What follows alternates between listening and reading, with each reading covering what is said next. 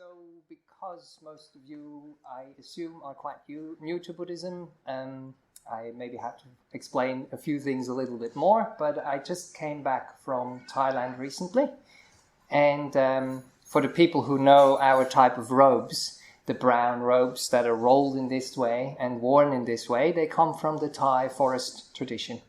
And the teacher of our teacher, Ajahn Brahm, is the teacher at Bodhidhaja Monastery that you've heard in Serpentine, and he has ordained us and taught us. And his teacher was Ajahn Chah, a very famous teacher in Thailand, who died 32 years ago, I think it was.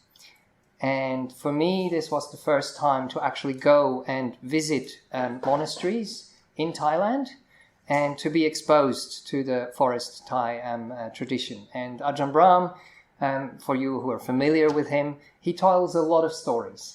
And a lot of those stories have to do with his teacher, Ajahn Chah, and they also have to do with nature and what happens in the monastery. And, I would listen to those stories, and as when you are reading a book, you kind of imagine how it must be. But we read a book, and everyone reads the book in a different way because we're conditioned. We kind of have memories from our past. And that is often the problem when you see a movie. There's a really good book, and then the movie comes out, and you're really disappointed because you kind of imagined the movie in a certain way, and then the director puts his point of view on it, and it doesn't really fit. So it was still my point of view, of course, but I had the experience of being in a place that Ajahn Brahm has been before, and just kind of, because I saw the jungle and I saw one snake. It's the cold season over there now. I mean, we see snakes here as well. We just had one visiting the tiny little Jugai at our monastery recently because it was so hot it was actually coming to get some shade at our house because that was on the 45-degree day. Anyway, so that was really special to me to be there. And one of the absolute, there were many, many, many highlights, but Ajahn Chah, as I said, was a very famous teacher, and we went to the monastery where he lived and where he taught, and they built a big monument for him there, where he got cremated, and they have a memorial service every year on the 16th of January, and because we happened to be there at that time, we actually went along to that memorial day. And from the numbers, you could actually see what a big occasion that is. So now you're seeing 2 monks here, which is already a lot for this group. In our little temple, we have 4 at the moment. And in Bodhidhaja, if I'm correct, there were about 28 for the rains, so maybe roughly still around that number. But on that memorial day, I was told there were 2,000 monks, or over 2,000 monks, and about 4,500 lay people, all gathered together in this fairly small piece of land. And a lot of them were actually putting up their tents and spending the night there and, cooking and giving food to the monastics or sharing food with each other. And it kind of reminded me of how it must be like an open air or something like that, music festival. But the energy was just so different. It was so quiet. They were so respectful. You hardly knew that so many people are actually in that place. And we did practice and meditate the whole night, which was very special as well. There were many, many senior monks that were giving talks, like I give a talk now. That was kind of on a screen. It was all in Thai, so I couldn't really understand it. But, the people were listening there, and that was very nice. And one other thing is I was able to meet the person who is the abbot of that monastery. So I don't know if any one of you has heard of Ajahn Liem before. He's the lineage holder in that sense. So Ajahn Chah, the teacher of my teacher, asked him to take over the monastery, and he ordained when he was 20. Or actually he ordained as a novice earlier, but when you are 20, you can become a fully ordained monk, and that's when he became a fully ordained monk. He's 82 years now, and that means he has been in robes for 62 years. So a really, really long time. And people respect him a lot. And he is basically, I guess in modern terms, he's like the big shot monk. He's the one which walks in front and which gets all the respect. But the interesting thing about Ajahn Liem is that he doesn't behave in that way as well. I say this with a lot of respect, but there was this big hoo-ha, this huge ceremony with so many people, and he is like the focus, or he's like the rock star, if you want, of that whole event. And it almost looked like he wasn't so interested in the whole thing, or he was just kind of blending into the background. And that is one of those beautiful qualities that we try to develop, to understand, and to use in our practice in Buddhism, to learn to let go. But Buddhism often talks about letting go, and then of course people always ask, how do you do it?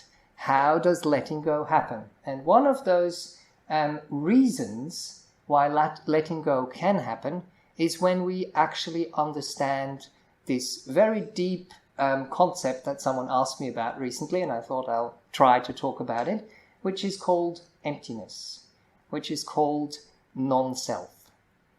Now, you will go like, oh, that's all kind of like Zen, and what does it actually mean?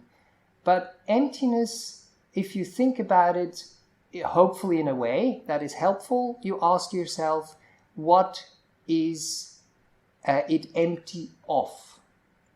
And in Buddhism, we often say it's empty of a self. It's empty of a me, mine, and the self. And if we start to get close to understand that and practice that in daily life, then letting go is actually something which happens quite naturally. So we invest a lot of thinking and a lot of worrying in me, mine, and self. And that might be our thoughts, that might be our body, that might be what has happened to us. And if we attach to that, if we get really interested in that, if we get infatuated by it, then we actually have a lot of trouble. Then we create a lot of friction. But if we somehow get an understanding that these are just processes that are happening, it's things that are coming together, and it's things that are breaking apart again. So the Buddha said there is not nothing, because something can be seen which is there, something which is created, something which is arising, but it's not permanent. There is no permanent essence. It will cease eventually. So emptiness is actually this dance which comes in between. But probably the best thing, and how the Thai forest tradition teaches, and how our teacher teaches as well, is to teach by stories. And Ajahn Liem, that's why I brought him up, is the perfect example for actually showing us what emptiness means in practice. So when Ajahn Chah died, and I was already saying, and from this big ceremony, you have an understanding now how important Ajahn Chah was. So the king of Thailand was even there for his cremation, and they kept his body for a year, and they prepared everything meticulously. And Ajahn Liem, again, was the main man, so he had the main responsibility. So he thought, we will do something special. We will build a building, like a cheti it's called, or a stupa, which is kind of like a half globe, which has a big kind of, like a chimney or a spire in the middle. And he said, we will cremate our great teacher in that building. So we don't actually have to take the relics from the funeral pyre and bring it somewhere. So we do it on the spot, the relics are where they need to be, and then we just, decorate the building after everything is done. And he is a very amazing builder apparently as well. So I was told there were no plans for this building. He had everything in his mind. And when people needed to know what needs to be done, they would ask him, and he had all the measurements, and he would be on the building site and get it all organized. And the plan was to have this big iron box where the coffin goes in and where the body is cremated. And, the smoke goes up the chimney, and then that's going to be that. So when the king was there and when the ceremony was happening during the day, it went all quite all right. But when the people have left, Ajahn Brahm tells the story that everything started to go wrong. So the box, which was kind of welded together, the weld started to burst and the flames started to coming out, and they were afraid that the whole building was going to burn down. So you had the remaining monks running all around the place, getting the hoses out and trying to get the fire out. And now, again, imagine Ajahn Liem. He is the abbot of the place. He has organized all of this. He had the responsibility, as we think of it, on his shoulders.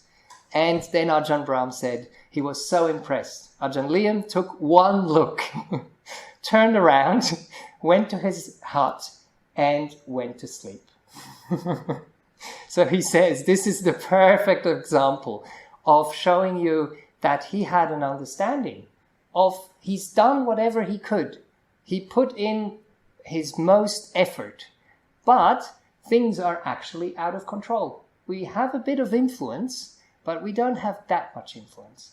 But he wasn't attached to, now all this went wrong and, it's all my responsibility and it's heavy on my shoulders. If that would be us, we would be tossing and turning in the bed and not being able to sleep whatsoever. And he just went back, and Ajahn Brahm crashed out and had a really nice sleep and let the other monks take care of the whole drama. They managed to get the flames extinguished, and the building is still there, and it all kind of worked out in the end. But it could have been a disaster. So that's one kind of story that I heard from Ajahn Brahm, and that I, of course, remembered when I went there. But I also have my own story now. So we were going to a talk. He was giving a talk for us. And again, it's like an audience you have with the Pope or something like that. It's very important. It's a big building and lots of monks. And he's sitting in front and gives the talk in Thai. And then it's translated into English. And then we had a bit of a look around in the monastery and stayed for a bit longer. And then we were heading outside of the monastery grounds. And I was just passing. There were so many, lay people and monastics around. And I was passing. In Thailand, they have this kind of straw mats they put on the floor. And there was like a straw mat and two lay people sitting on that straw mat. And one monk sitting on one of those kind of plastic chairs. But just like the body language of the person. We wear just a very simple kind of cloth underneath our robe. So the monk wasn't wearing the official robe. He was just like casual, as we would say, as we walk around in the monastery, especially when it's hot. It's really helpful. Today it was really good. I don't have to wear this all the time. Anyway, so this person is sitting there and he just kind of looks like a villager. That's kind of the way he looked to me. But I don't know what it was, but somehow I just felt, this person looks fairly old, and this person probably must be more senior than I am. So I wanted to show some respect. And what we do in Buddhism to show respect is kind of we put our palms in front of our heart and kind of just do Anjali, it's called. So I did that and walked past. And I was walking past with my traveling group. And the traveling group just looked because they saw me paying respect. And they go like, "This is Ajahn Liem! This is Ajahn Liem!" So they all went onto the ground and kind of started bowing to him. And I wasn't fazed with it whatsoever. He was just so relaxed and so happy to just have a casual chat with the people there. So he could, switch that role. Or actually, I must say, he never really fits the role. But as he was sitting there, he was actually a very simple farmer before he became a monk. And that really kind of shone through. So when you now see celebrities or very important people, you have this big entourage around them and expensive cars and I don't know what. And it was just this simple monk sitting there. Again, being able to completely let go.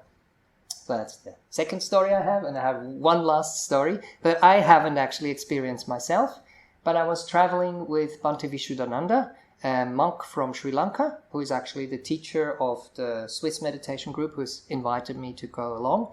And he said he was also in Nong Papong, that's the monastery of Ajahn Chah, with Ajahn Liem a couple of years ago.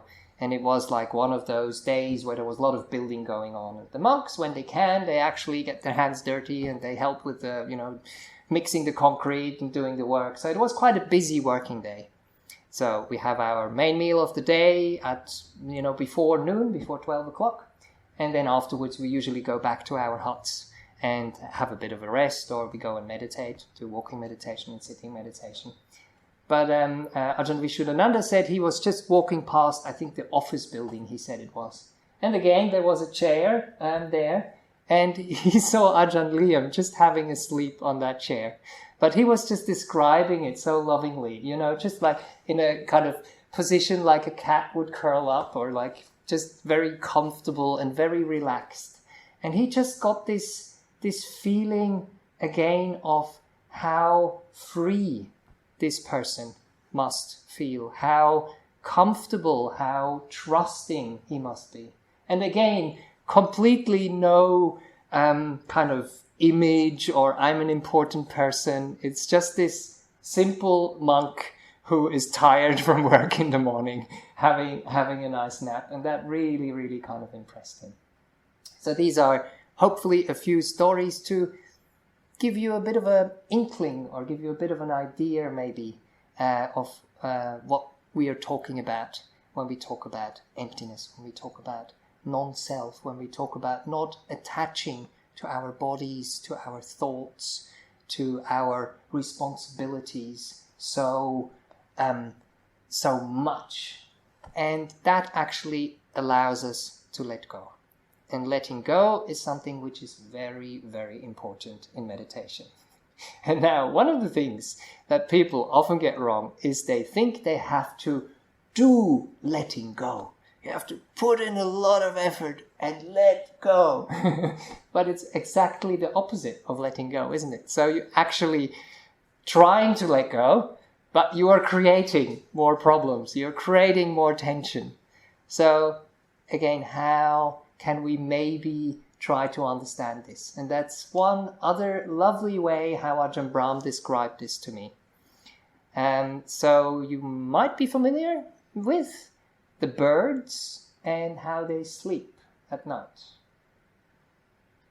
Maybe, maybe not. I vividly remember in my primary school teacher training, we had like a little model of a bird, and the muscles and the tendons and the branch and what happens when they actually go asleep. Because have you ever seen when there is a windy night that there was a lot of birds lying around because they fell out of the trees at night when they were sleeping? Usually not, isn't it? So what happens with the birds is when they relax their muscles and when they relax their legs, what happens naturally is their claws start to close. So when they don't put in effort, they become more stable, they become more settled, they become more firm in their attaching. They don't try to attach, but attaching happens naturally to that branch. And then when they wake up in the morning, it's actually a bit of effort they have to put in to open their claws and to kind of come out of that position. And that is the same thing with meditation and with Buddhist practice in life. When we allow the mind and the body to relax, then we're actually able to let things be, to let things go. But when we do that, we will start to realize that something interesting happens, that it gets more quiet, that it gets more peaceful, that we start to settle, that we start to focus. But again, it's not an effort. We don't try to focus. We don't try to let go. It's something which happens quite naturally. And the focus also happens quite naturally because we are interested in what we are doing. That's one aspect. But one other important aspect is because we start to understand and we start to actually feel the pleasantness of letting go, the pleasantness of relaxation. And that is what allows us to settle and to stay with an object in meditation for a longer period of time. So that's a few instructions for you tonight, a few stories, a few instructions. I hope there was a little bit in there for everybody. And if you do have any questions right now, I'd be happy to answer them as well. If something I just said, didn't make sense, or you want to hear a little bit more before we meditate together, then please feel free. And if not, then we'll actually try and practice. Not me, not mine, not a self. And see how that goes. It's a little bit like a mantra that we can try to understand, try to feel into. And when relaxation and letting go is the result, then we know we're doing it the right way. If tension and worry and anxiety is the result, then we know we're not doing it the right way. Anyway, but that's all part of the learning process. Wonderful. Okay, so for meditation, if you want to wiggle around a little bit and just kind of find a comfortable position, I often like, as you can see, to take my shoes off to just kind of feel grounded if people want to do that, but that's up to you. And then if you feel comfortable, please feel free to close your eyes or to just have them half closed and with a gentle gaze. What that does is it helps us to focus inwards rather than outwards, what we usually do. But please know you're always welcome to open your eyes if you feel it's a little bit too much or you need to get a bit of light because you're a bit sleepy. And also all the instructions I'm giving, they're just suggestions. So if you've meditated before, you can just do your own thing. If you want to add a little bit here or there, please do that as well.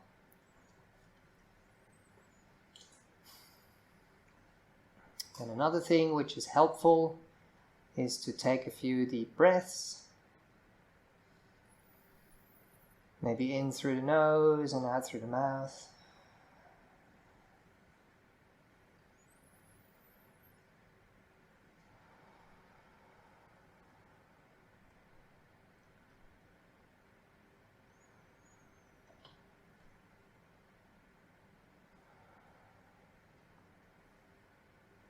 And what that does, it's basically a signal for your body to tell it now it's time to relax. Now it's time to rest. Time to recuperate.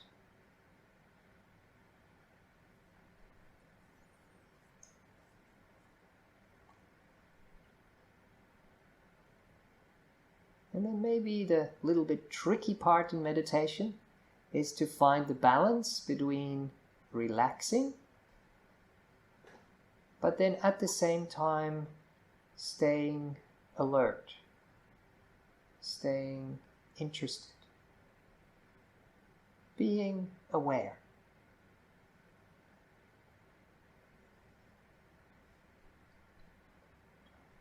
So we might just be aware of the hum of the aircon in the room.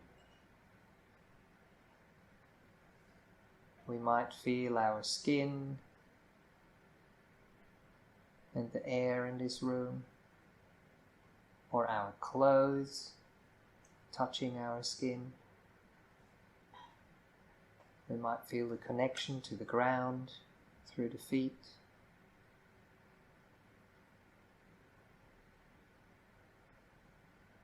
Or feel how we are sitting in the chair.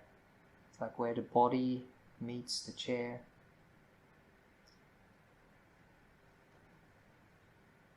And we might also feel our hands.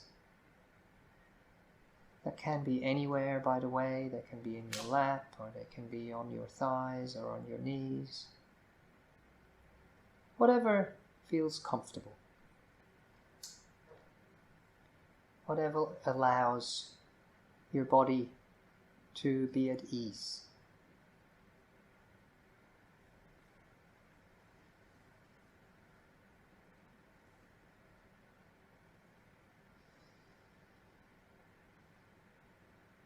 body is usually the first object that we allow our minds to get familiar with, to linger on, to settle on. But let's see if tonight we can do that with the mantra, not me, not mine, not a self. So we don't give this body more importance than it needs. Especially importance in terms of that we are worried about it, which creates tension. What we do is we just allow it to be there. We're there with the body. We respect the body and we care for the body. But we don't overprotect it, like we sometimes might be overprotecting our children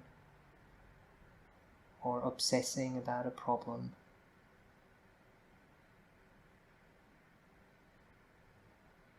Our body is just a process. Can we flow with it? Can we be friends with it?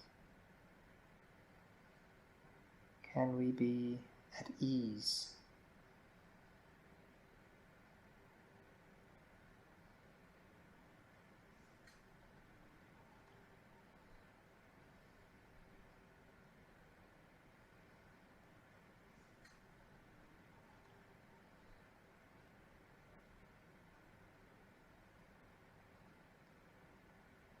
Now, of course, we've done many things with this body of ours during the day, or during many days that have come before, so it has a bit of a history. But let's see if we can just let that fade into the background now.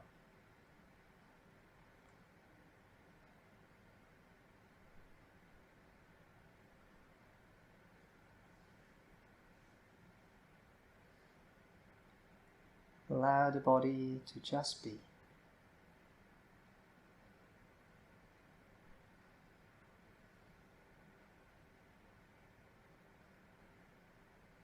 Giving it a well-deserved break.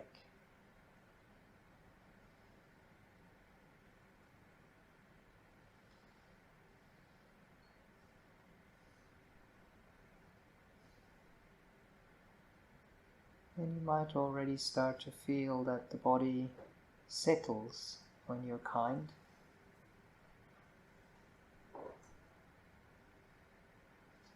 Some of the tensions there might be, that they ease, that they melt away. When you're respectful, when you're kind, when you're a friend. Not trying to control, but just hanging out.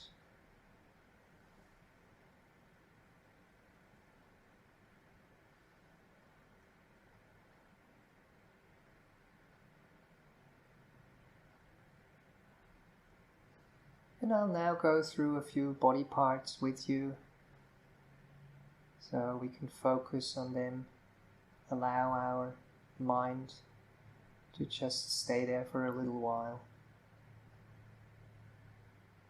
and be kind. It's too much of any of these body parts, please feel free to just move to another place, no problem. So let's start with the top of the head. Feel into the top of the head.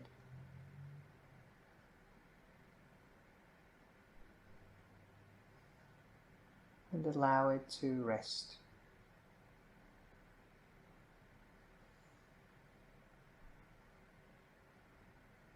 Allow it to be loose. Allow it to relax.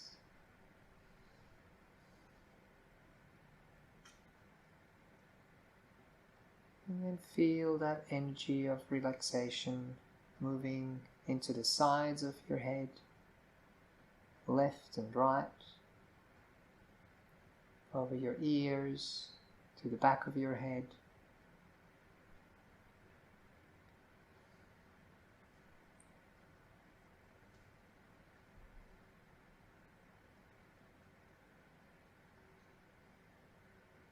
Trusting your body that it knows what to do when you allow it to just be.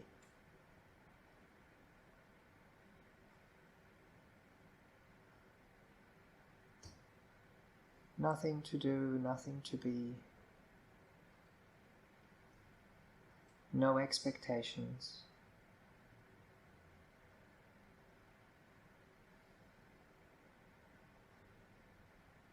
And then we can move to our face, feeling to the forehead, into the eyes, the nose,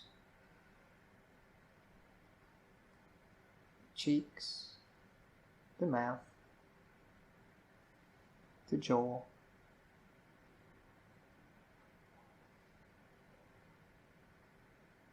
See if we can smoothen the face.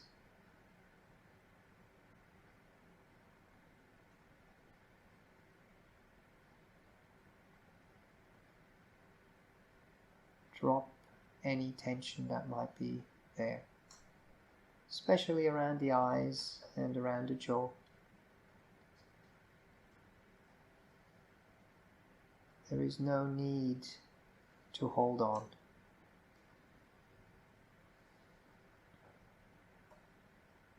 Like the little bird, we can just sit on the branch and, as Ajahn Brahm says, relax to the max.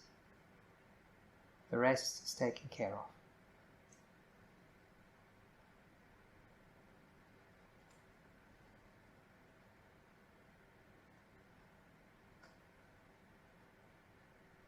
And then we can move into our neck. Maybe you want to sway your head a little bit to the left and the right, to the back and to the front. And just find the position which is just right.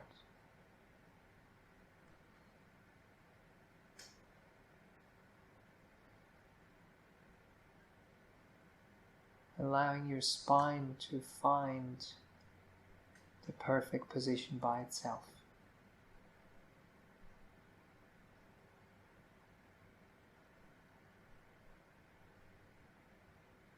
Meditation is all about allowing, giving space, being kind.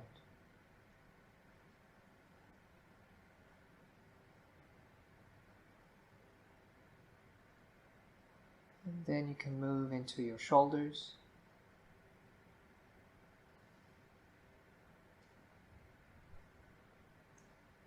Left and right. The joints, the shoulder blades.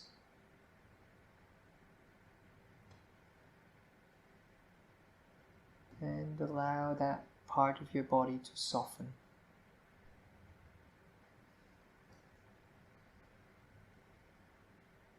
To relax.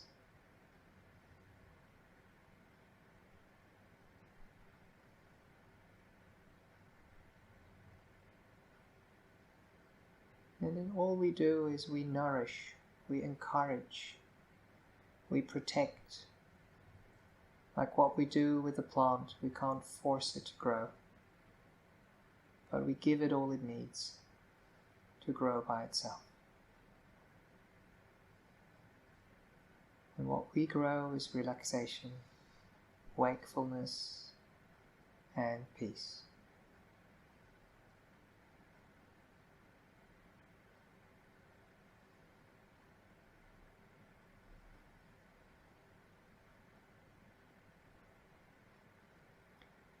And then from the shoulder joints we can move down our arms.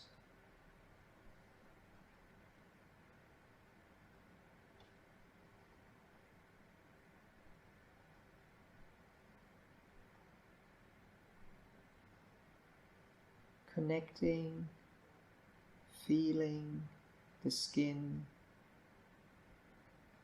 the muscles, the bones, as good as we can.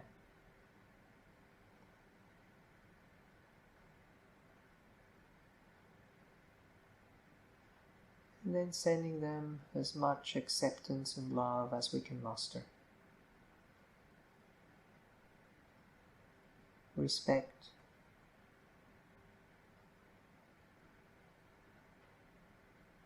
Maybe gratitude as well.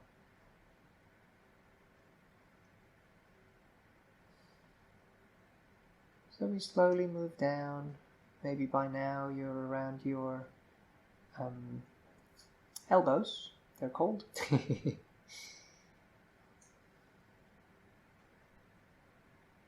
Moving across your arms.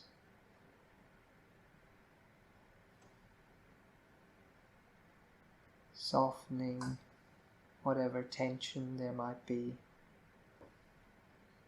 Cooling any heat.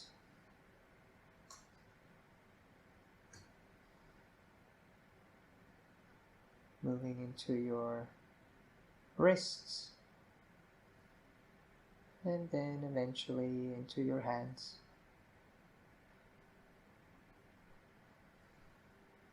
Feeling the palms, the backs, and the fingers from the base all the way to the tips.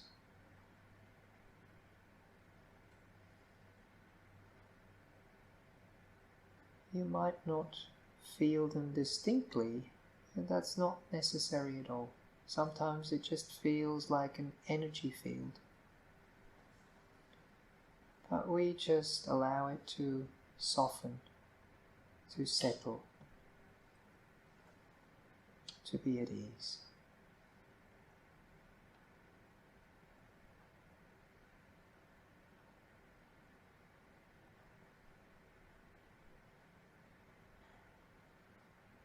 And then we can come back to our torso, spend a bit of time with the chest, the skin, the rib cage, that part of the spine.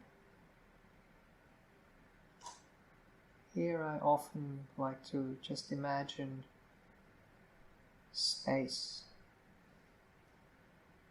See if you can be as wide open so there's no crunching, there's no tension. Let that dissolve into the space.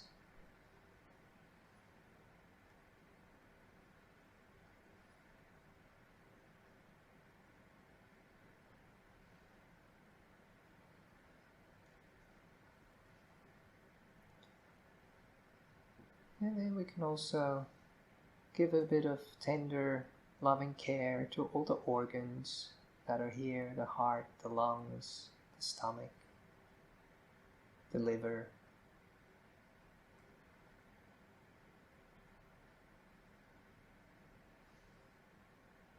Just being a friend, nourishing them. So if there is any problem you might have here, that the body can heal itself.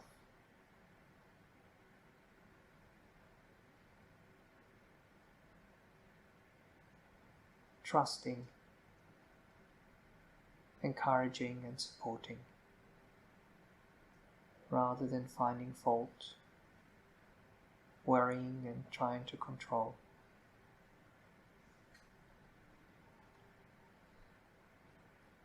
Then we can move to our belly,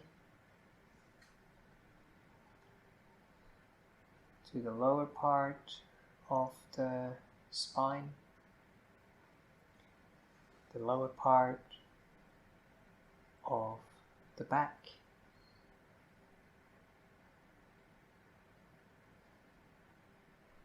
softening, smoothing, relaxing.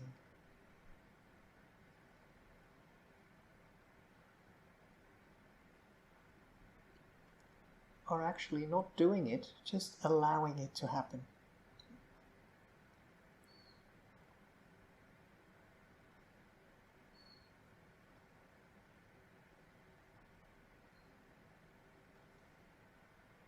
And then the same thing for all the organs which are working so hard for us. Digesting, getting rid of the waste, cleaning our blood,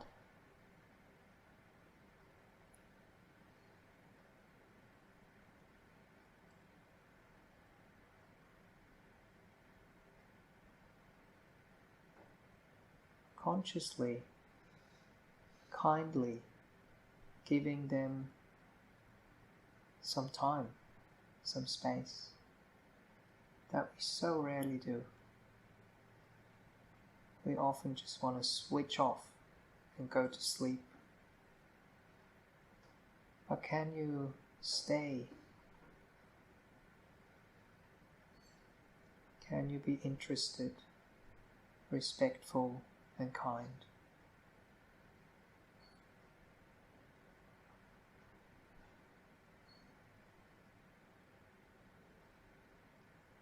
And then moving into our hips.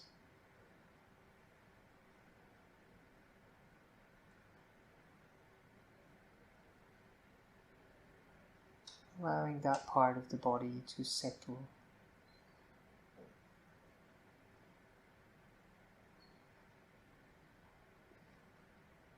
Become smooth and relaxed.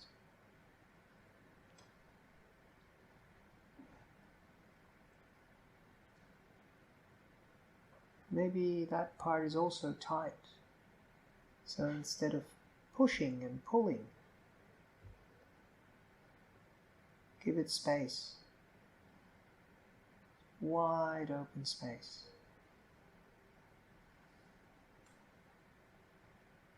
For it to relax into. For it to dissolve into.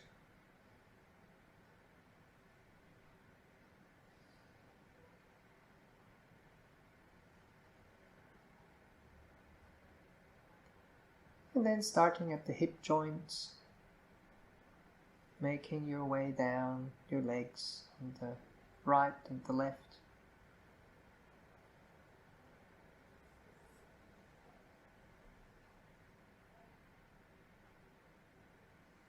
Being present, feeling into, and being kind.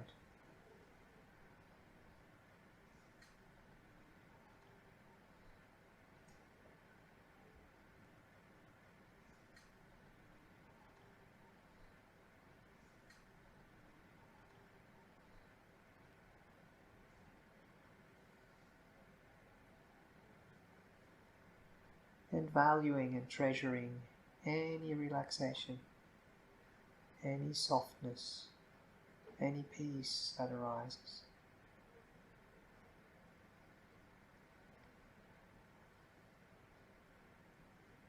And probably slowly getting close to our knees, opening up the knees.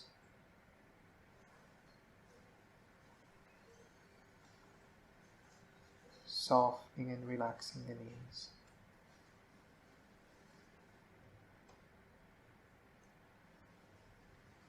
Respecting and valuing the knees.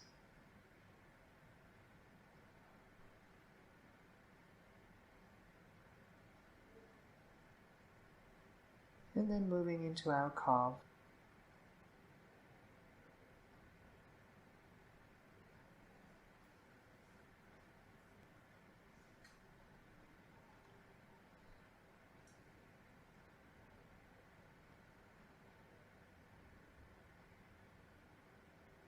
And all the way down to our ankles.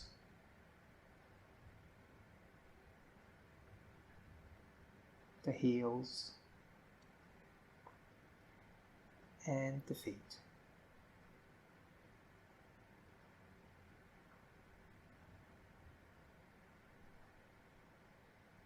The tops, the bottoms, all the toes.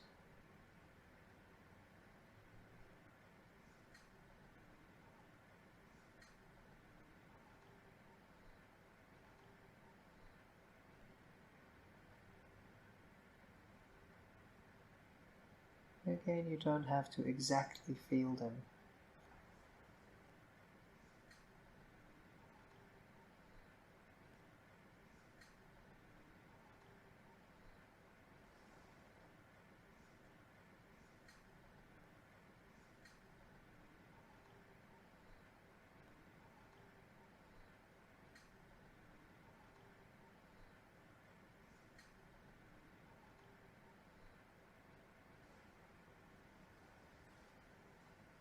As maybe with your hands before, same thing might be happening with your feet. They're just kind of like blending into the floor. You don't even know where they start and where they end. That's not necessary. As long as they're peaceful, as long as they're relaxed. That's great.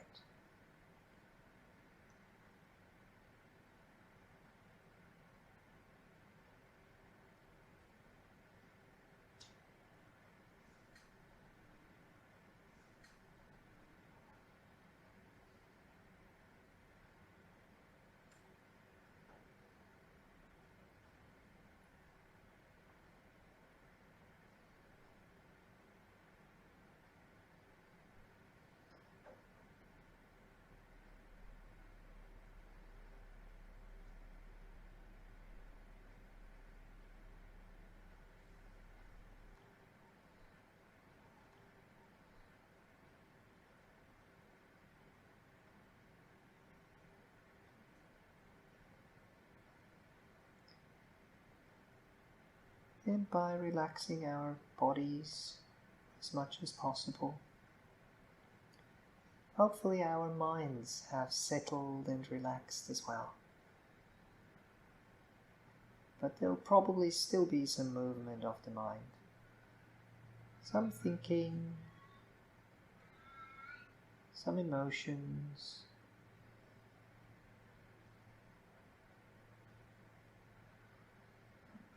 But when we're calm and when we are relaxed, we can start to understand, we can start to get a grasp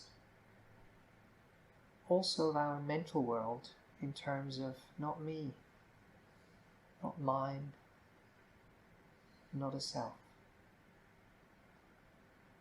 Yes, there is energy. There is energy which arises. There's energy which persists. There's energy which ceases. Can we just let it flow without interfering? Can we give it space?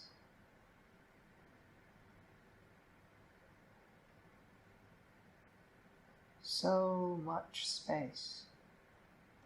Like space. So the earth, which is our home, which is so important and so dear to us, just fades into the background, and it becomes this pale blue dot. Beautiful. But in the scheme of things, not really of interest right now. Can we just enjoy space? All the stars and planets buzzing around, moving around in that space, like our thoughts. They have their own trajectories, but they just fly by. We just watch.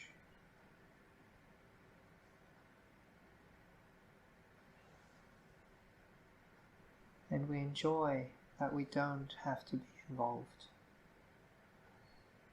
that we can just be a visitor.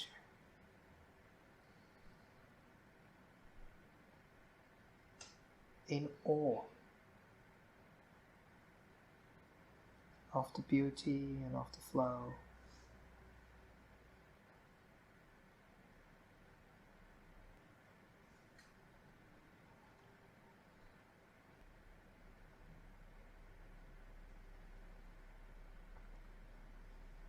Not having to grasp, not having to control.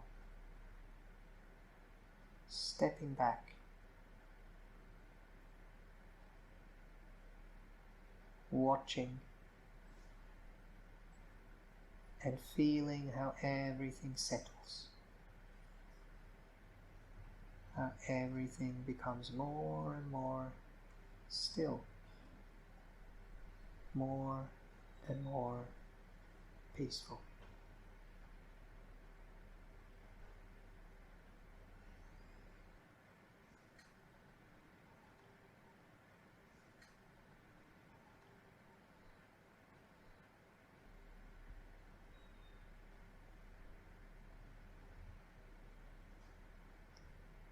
I'll just let you hang out in that space for a couple of minutes now by yourself, soaking up the stillness and the peace.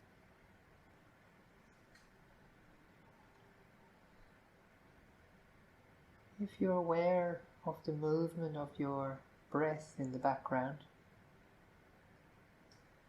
you can also just hang out with that movement, like the movement of all the planets and stars that stand for your thoughts and emotions. Just see them wash in and wash out for your breath like a wave would. You're just sitting there, enjoying the process, enjoying that you don't have to be involved whatsoever.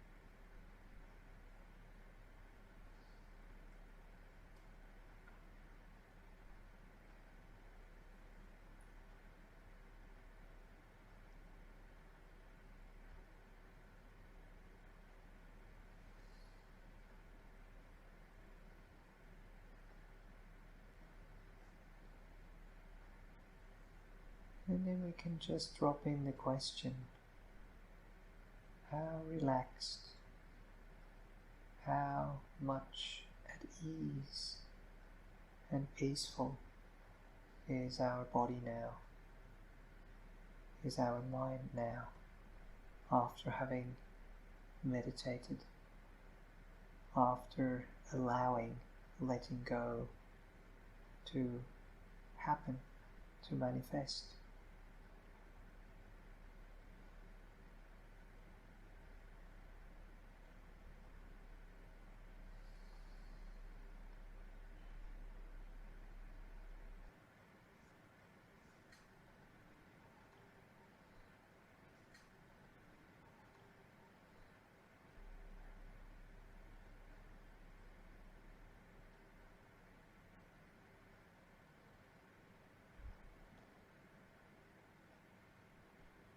Realizing the difference meditation makes, and learning how it can be encouraged, how it can be grown, how we can let it happen.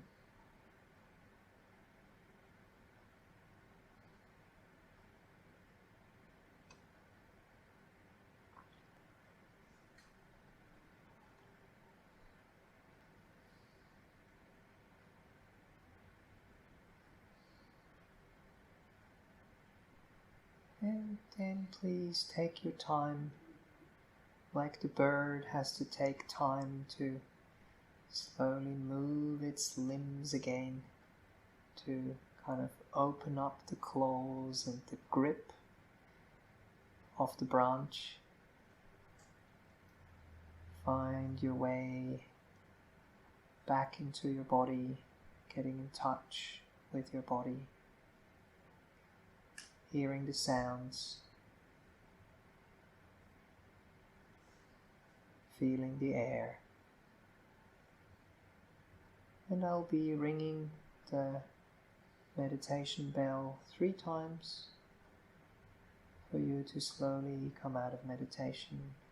If you can, just listen to it with closed eyes. And then once the sound of the singing bowl disappears, you can slowly, gently open your eyes.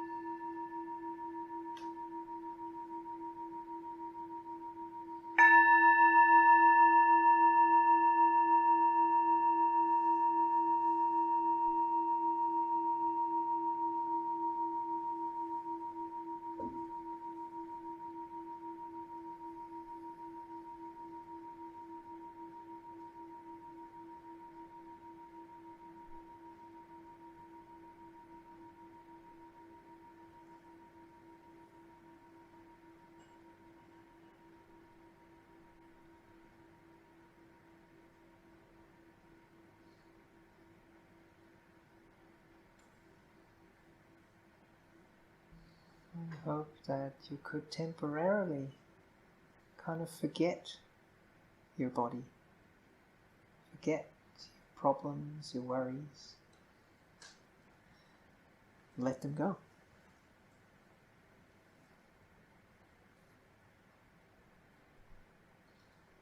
I can actually still hear the singing bowl, but I'm sitting very close. Nice. How was that? Okay.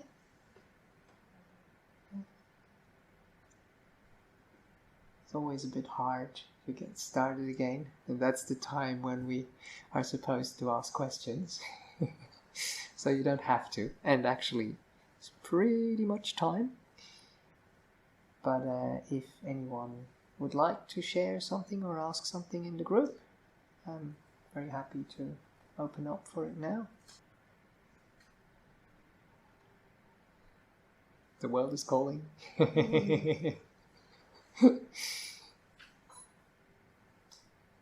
I hope you were able to let it go during the meditation, like Ajahn Liem. Just let go back into meditation, like he could let go into sleep. I'm sure there was a bit of movement back and forth. That's just what happens. But that's how we learn. We see how the mind grasps onto something and how we can kind of loosen that grip and allow relaxation and peace and ease to arise in its place.